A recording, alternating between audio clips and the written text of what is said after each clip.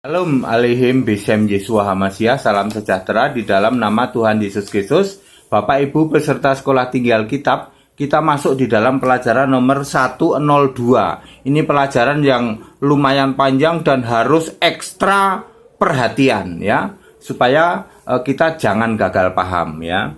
Baik, ini tentang Yunus, saudara ya. Sekarang kita sampai di kitab Yunus ya.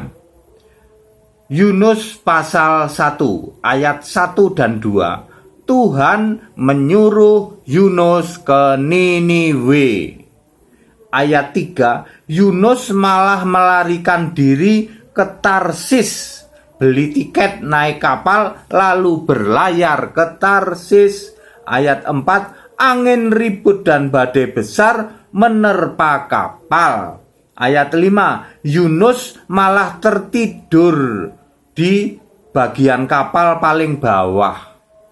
Ayat 6 dan 7, mereka para anak buah kapal membuang undi siapa sebenarnya biang kerok angin ribut ini, dan yang kena undi Yunus.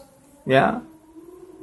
Terus ayat 8 sampai 12, Yunus sendiri yang minta dicampakkan ke laut biar angin ributnya dan badainya reda. Kuisnya, apakah tindakan Yunus ini bisa disebut nekat? Atas dasar apa Yunus berani memutuskan dicampakkan ke laut? Ya, ini bunuh diri apa bagaimana ya? Kok Yunus udah, aku kan kena undi nih, udah aku cemplungin aja ke laut ya. Dasarnya apa itu Yunus tuh? Kok berani-beraninya ya? Ayat 15, setelah Yunus dibuang ke laut, angin ribut dan badai berhenti, saudara ya. Ayat 17, seekor ikan besar menelan Yunus. Yunus tinggal dalam perut ikan itu 3 hari 3 malam. Kuisnya, apakah ada linknya dengan Matius 12 ayat 40? Tinggal di dalam perut ikan 3 hari 3 malam, apakah ada linknya dengan Matius 12 ayat 40 ya? Itu pertanyaannya begitu ya. Terus kuis ya. Nah, sekarang kita ini cerita tentang Yunus 3 hari 3 malam di perut ikan ya, saudara ya. Makanya kita harus ekstra hati-hati, ekstra fokus di sini. Jika harus digenapi Matius 12 ayat 40. Ya. Lalu kapan Yesus dikubur dan kapan Yesus bangkit? Linknya nanti dengarkan tayangan YouTube Yesus mati disalib Rabu. Saudara-saudara, saya minta kita ekstra hati-hati tentang kisah Yunus dimakan ikan besar ya. Tidak disebutkan paus di sini. Jangan nanti sekolah minggu Yunus dimakan paus, saudara-saudara. Yang bilang paus siapa? Ikan besar kok ya. Memang ikan besar paus doang ya. Nah, kita mau linkkan dengan dikuburnya Yesus ya. Saat mati disalib. Matius 12 ayat 40. Tanda Yunus ya. Sama seperti Yunus 3 hari 3 malam di dalam perut ikan, maka anak manusia Yesus harus tinggal di dalam rahim bumi 3 hari 3 malam. Harus, saudara. Ini yang ngomong Yesus. Matius 12 ayat 40.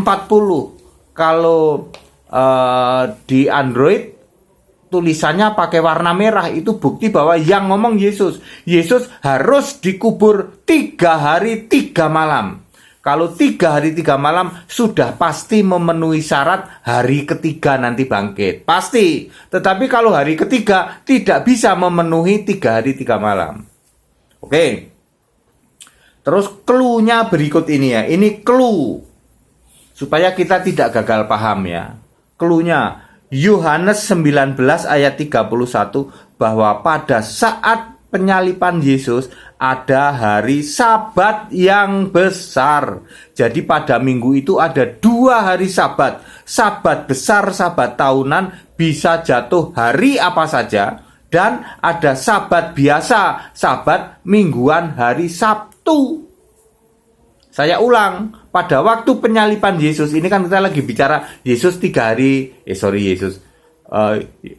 Yunus 3 hari 3 malam di perut ikan sama dengan Yesus 3 hari 3 malam di rahim bumi.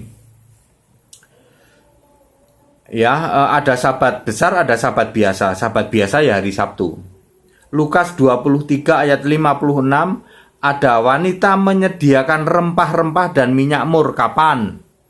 Hari Jumat, ya. Terus Markus 16 ayat 1. Setelah lewat Sabat, membeli rempah-rempah kapan? Ya Jumat. Sebab berarti Sabatnya kapan? Kemis. Kemis adalah Sabat besar. Jumat beli rempah-rempah. Sabtu hari Sabat lagi. Minggu mau merempah-rempahin lagi.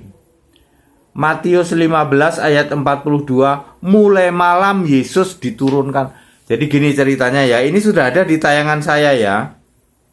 Di tayangan saya, Yesus sudah mulai gelap diturunkan dari salib. Kuburnya baru, beda dengan orang yang sudah ketahuan besok mati atau mati hari ini disiapin lubang kuburnya. Ini kan mendadak ya. Jadi belum disiapkan. Sudah gelap baru diturunkan itu mayat Yesus. Lalu gali kubur. Belum bikin tutup batu. Kira-kira sampai malam nggak? Pasti sampai malam.